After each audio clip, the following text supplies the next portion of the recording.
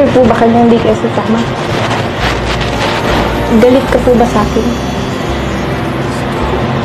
Magalit sa'yo? Ba't ako magagalit? Wala naman akong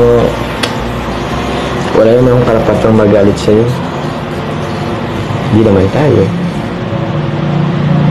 Ba't lang naman tayo?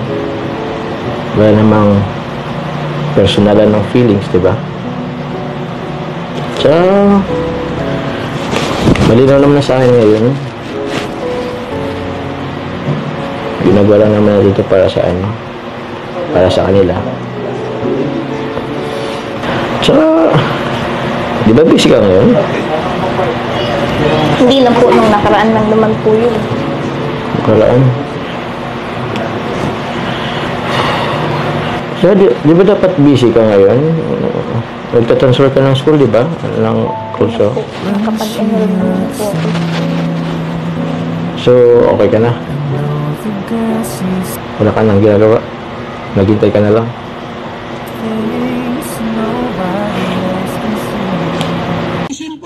Congrats kay Maestro 21 TV!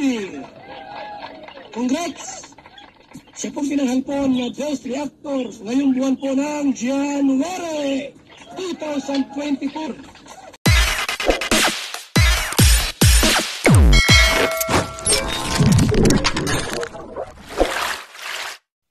Okay guys, isang mapagpalang umaga, tanghali, gabi po sa inyo lahat. Sana po ang lahat ay nasa mabuting kalagayan at ligtas po sa anumang kapahamakan. Saan man po kayo dako ng mundo naroroon. Ako po muli ang iyong lingkod, Maestro 21 TV, at sa ating video ngayong araw na ito, tayo muli ay magbibigay ng isang reaksyon tungkol po sa Jom Carl. Okay? The end na nga ba po ang Jom Carl? At si Papa Joms ba ay naghihiganti o naghihiganti ba doon sa kanyang naging karanasan sa pagtrato po ni Baby Carla noong siya po ay nagpo-propose?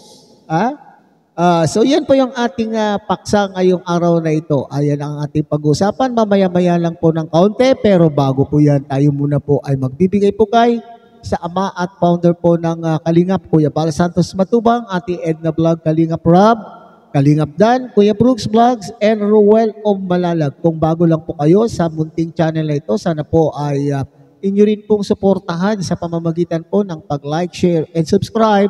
At tuloy pindutin na rin po ang notification bell at nang sa ganon, kayo po ay updated sa susunod pa pong mga reaction videos na atin pong gagawin.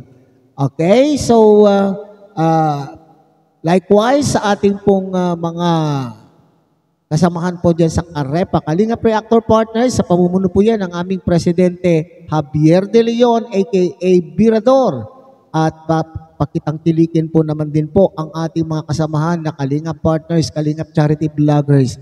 And of course, may shout out sa ating mga Kalingap subscribers, supporters, and organic sponsors. At ganun din po, mega shout out po sa Jom Carl supporters. Maraming salamat po sa inyo pong suporta rin po sa inyo pong lingkod. At ganun din po, magandang umaga, magandang tanghali, magandang gabi po sa ating mga kapatid po dyan sa Team Siomai ng Kalahi Community at siyempre at ang buong Kalahi Community. Okay? So, ang video clip po na ating pagbabasihan sa ating pong reaction ngayong araw na ito ay mula po sa vlog po ni Kalingap Rob at doon po sa ating pong mga kababayan, mga supporters na hindi pa po nakasuporta kay Kalingap Rob. Please support Kalingap Rob at siyempre 10 ng ikanya pong pamilya, mga Kalingap founder at ang kanya pong mother. Pakisuportahan po natin po sila. Okay? So, tungayan po natin ang isang maikling video clip mula po sa vlog po ni Kalingap Rob. Ayun, busy nga ako. Punta ko muna sila.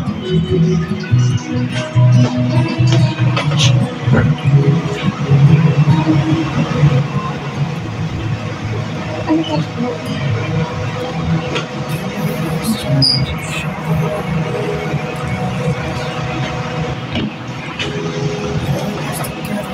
Yan dito.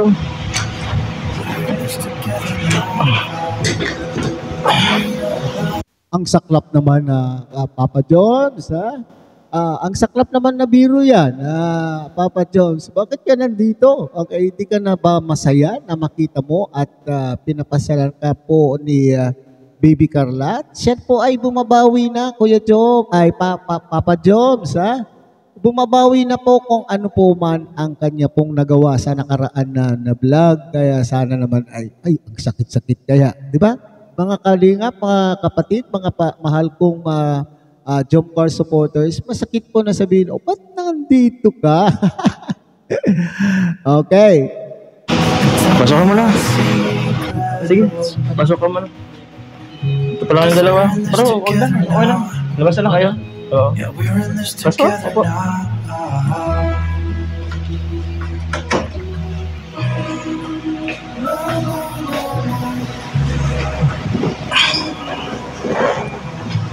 Ba't po nandito kayo? Pinapasundo ka po ni Kuya Rab.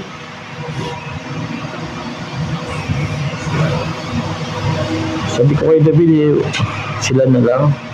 Kayo na lang. Okay ka lang po ba? Oo. Ayos lang ako. Ano?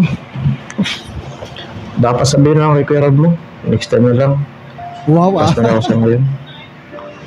Tampururot na, Papa Jones. Wala. Wala ako sa diwa ko ngayon eh. Okay lang ako. Ganda po ng buhok mo. Oo nga eh, ang ganda nga ng gupit po ni Papa Jones, oh. Parang military. Pero alam nyo, marami nakapuna po doon sa gupit po ni Papa Jones. Sinasabi po nila na parang medyo, yung iba ay hindi nagugustuhan, pero para sa akin po ay clean cut po yung kanya pong gupit, at bukod po doon ay lalong bumata, okay? Lalong naging boyish po yung kanya pong look. Okay, sa edad po ni Papa Jones na line of 3 ay 30, ay talaga naman pong parang hindi tumatanda. Hindi po tumatanda po si Papa Jones at babyface, at lalong naging babyface nang dahil po sa kanya pong gupit. Okay, so sang-ayon na po ako doon sa sinabi po ni Baby Carla. Napansin po niya yung gupit po ni Papa Jones. Boko? Hindi, wala to. Lakasan mo yata ako eh. Maganda ba? Inasar! So, ba't medyo humingiti ka dyan? Bagay po sa iyo.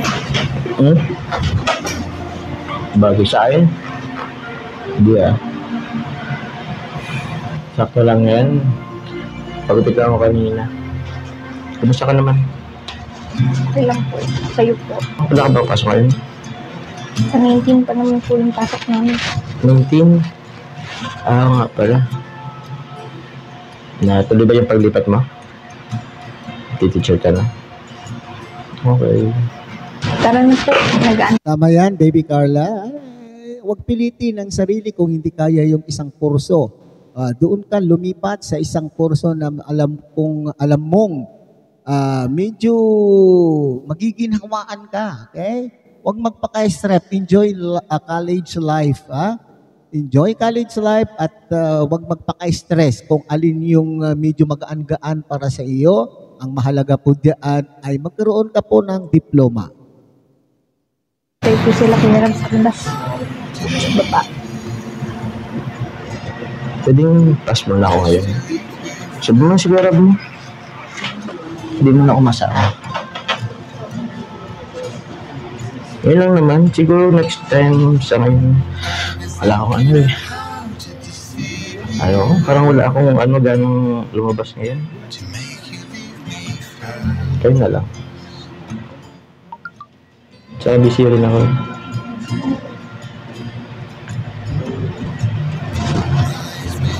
Sige na, baka lagyan tayo si Kuya Rab mo. Sayang naman po kasi yung araw tsaka habang wala pa po kaming pasok.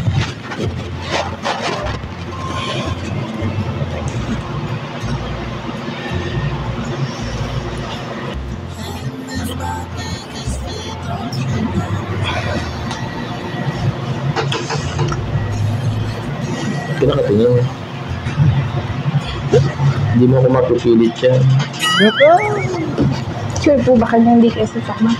Papa Joms ha, pakipit na pa Galit ka ha. po ba sa akin? Magalit sa'yo? Hindi ako magagalit. Wala naman akong karapatang magalit sa'yo. Hindi naman tayo. Wow! Talaga Kapatid naman, na. nagtatampo talaga ang ating Prince Charming dito, ha? So yun po pala pinagsisintimiento ni Papa Joms, mga kapatid, kasi yung nakarang episodes ay feeling po niya ay busted, ha? Binasted po siya ni Baby Carla. Pero sa episode na yun po ay si Carla naman po ang medyo wala sa mood. Dito ngayon naman po ay si Papa Joms naman po ang wala daw po sa mood. Okay? So, yung sinasabi po niya ay napakasaklap po ha. Paano naman po ako magtatampo? Paano ako masasaktan? Hindi naman po tayo. Nako. Style natin po yan mga kalalakihan ha. Papa Joms. Naman tayo. Wala namang personalan ng feelings, di ba? Wow ha. So, malinaw naman na sa akin ngayon. Ginagawa lang naman natin ito para sa ano? Para sa kanila. So, Hoy, ginagawa lang daw po ito, love team na ito dahil sa ating pong mga taga-suporta, taga-subaybay, okay?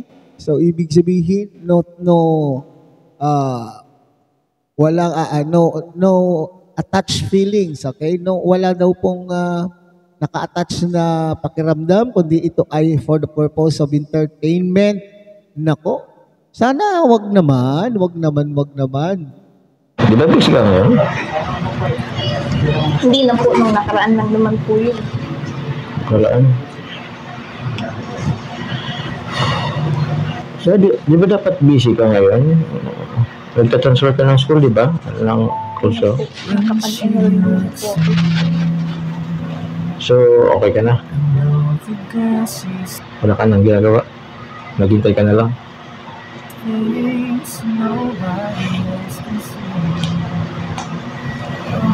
Sige na. Baba ka na. Naghintay na yata sila, Kuya Rab mo.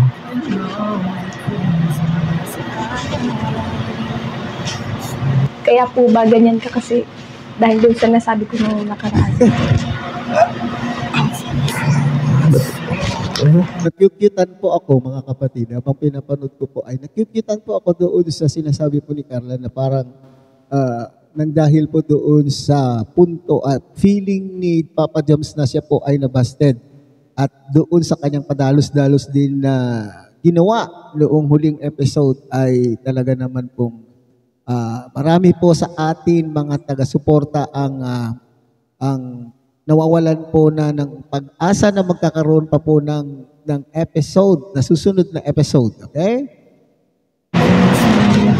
Sorry na po. Sorry na kasi pagod lang naman ako nun. Tsaka dami ko din pong iniisip. Okay lang naman. Tsaka, naintindihan ko naman na ayaw mo pa. Nako. Hindi ka nga siguro ready. Siguro, sa na talaga wala akong gana sa ngayon. Pero, mga ilang araw lang naman to, magiging okay lang naman ako ngayon. Papa Joms, tanggapin mo na po yung sorry ni Baby Carla. Wag nang magpatumpik-tumpik. Tanggapin mo na yung sorry. Nagsosorry na po yung tao. Okay? So sinasabi po niya, wala lang daw po sa mood, pagod lang daw po siya noon. Okay? So ibig sabihin, yung pagpunta po niya yan, ay effort na po yan na siya po ay mag-make up. Okay? Yung pagpunta pa lamang po niya yan diyan ay sincere. Sincere po doon sa ginagawa na kinakailangan ay humingi ng paumanhin, humingi po ng tawad sa iyo dahil siguro alam po niya, na-realize na po ni Baby Carla na ikaw po ay nasaktan doon sa episode na yon. Okay? Sa ngayon lang talaga, wala pa talaga sa diwa ako.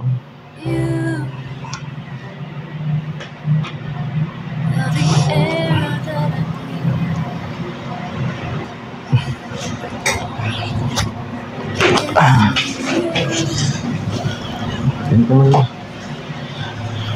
Okay na. Okay. Okay naman si Carla, oh. Okay na. Magiging okay na, oh. Isa. Naku, bibilangan mo pa, Papa Diyos. Please. Okay na.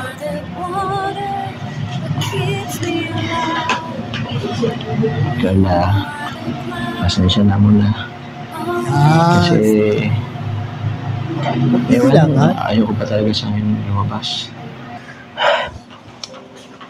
Wherever you go, I'll follow you there.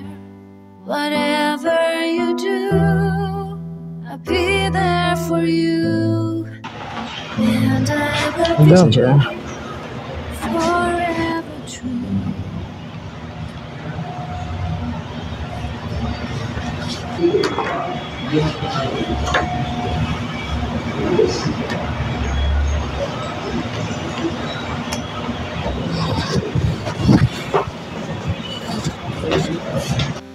Wow, ang sakit naman, Papa Jones. Ako, ang sakit.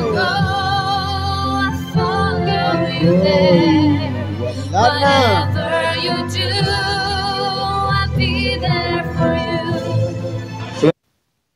Okay, alright. Ang sakit naman yun, Papa Jones, ha? Parang hinihintay ko, di ba parang sa pelikula, hinihintay ko na pagka lumabas na tapos tinitingnan mo habang palayo ay susunod naman po yung susunod po yung lalaki na hahabulin din po niya at sasabihin, magyayakapan, sasabihin, pasensya ka na, sorry. Okay? So po rin dito, kung sa actual talaga, ay masaklap o masakit po sa damdamin po ng isang babae na pagbubuksan ka ng pintuan at sasabihin, labas ka na. Para bagang, huwag muna ngayon at hindi kita kailangan na. Parang ganon ang feeling, di po ba? Sinong nakakaramdam sa mga ating mga Jomcar supporters yung ganon feeling nung pagbubuksan ay parang itinataboy po ang ating baby Carla, di po ba? Parang tinataboy po si baby Carla para bagang it's the end already. Ito na ba yung katapusan? So, punta tayo sa katanungan na goodbye Jomcar na mga ba at tayo mga Jomcar fanatics. Okay? Sa aking palagay po naman ay sapagkat sinasabi po naman natin na this is for entertainment purposes. Ito ay para sa akin ay ipinapakita lamang po yung totoong kaganapan sa totoong buhay, di ba?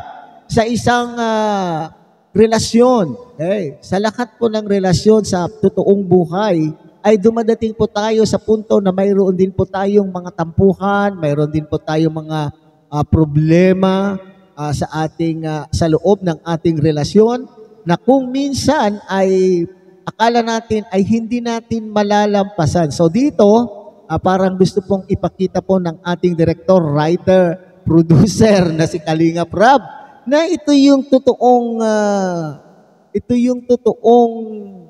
sitwasyon. Okay. Ito yung totoong hamon ng buhay sa aspetong relasyon. So, umasa po tayo. So sana sa atin pong mga Jomcar fanatics ay wag natin po itong we should not be taking this seriously. Alam po naman natin na talaga namang dadating din po, maaayos din ang problemang ito at kung sakaling totoo man ito na wala po sa script po ni Kalinga Prab, magagawan po rin siguro ito ng paraan. Magkakasundo rin po ang dalawa at doon sa punto na mangyayari ba ito sa totoong buhay ay sila na lamang po ang ating pong hihintayin. Wag po tayong magmamadali. Time will tell. Okay? Time will tell kung sila po ang itinadhana sa dulo ng Kalingap serye. Okay, so hanggang dito na lamang po ang ating reaction ngayong umaga o ngayong araw na ito. sana po ay itong nakaraang 2 episode ay medyo nagka-problema po tayo, medyo napasama o sumama rin po ang loob po natin, mga tayong mga supporters, mga job car fanatics. Pero eventually, sa susunod po naman po sigurong mga episodes ay babawi po ang ating writer, ang ating director and producer para tayo muli ay bumalik yung ating bumalik po yung ating sigla. Okay? Bumalik na muli yung sigla na ating pong napapanood sa tuwing tayo po ay nanonood ng Jom Carl Kalingap serye. Muli, tangkilikin po natin Kuya Paul Santos Matubang, Ate Edna Vlog, Kalingap Rob, Kalingap Dan, Kuya Brooks Vlog, Rowell of Malalag. At siyempre, pakidamay na rin po ang munting channel na ito sa pamamagitan po ng inyong pag-like, share, and subscribe. At tuloy, pindutin na rin po ang notification bell at nang sa ganon, tayo muli ay magsama-sama sa susunod po natin gagawing mga reaction videos. Magandang umaga, tanghali, gabi po sa inyong lahat. Mabuhay po kayo and God bless everyone.